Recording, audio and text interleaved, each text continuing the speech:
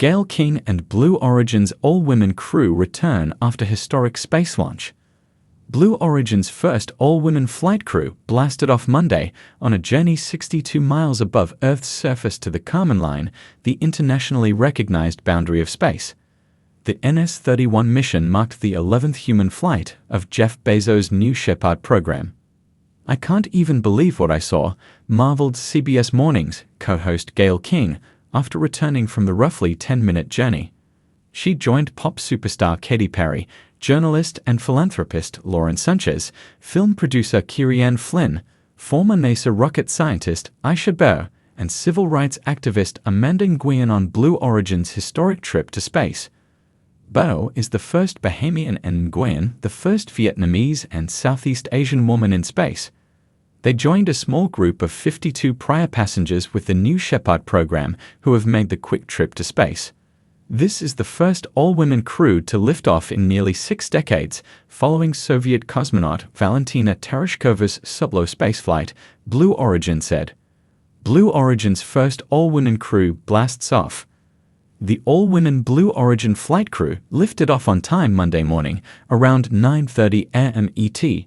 You could hear screams of awe inside the capsule as the rocket blasted off and headed toward the Kármán line. "I got chills. I got tears in my eyes."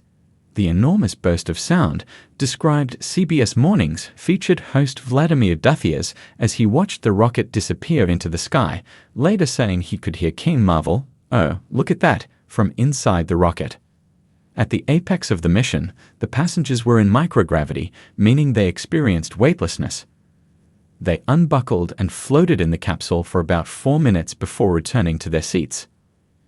"I thought I heard Katy Perry singing up there, and listen, she had a lot to sing about," CBS News senior national correspondent Mark Strassman commented after the launch.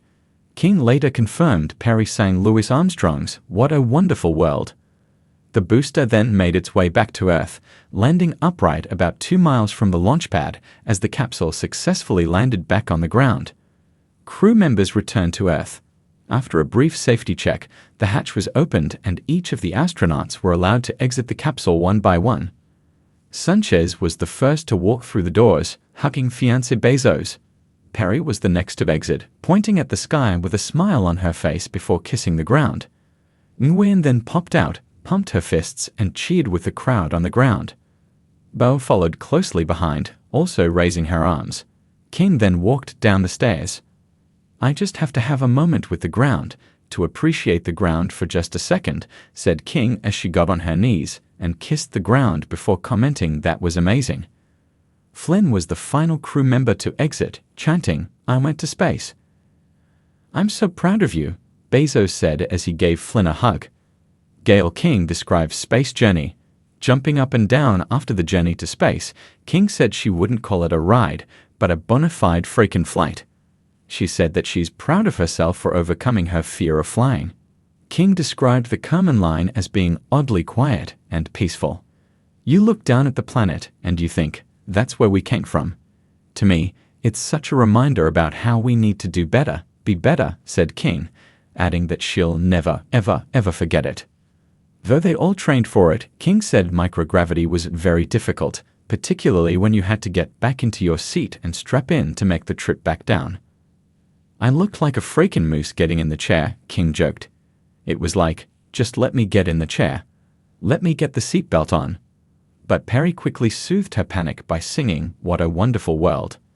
"Isn't that nice?" said King, calling it really special. Blue Origin's all-women crew talks about launch. "Profound." An emotional Sánchez said is the one word she would use to describe the spaceflight, describing the contrast of the darkness and the bright moon, and then looking back at Earth.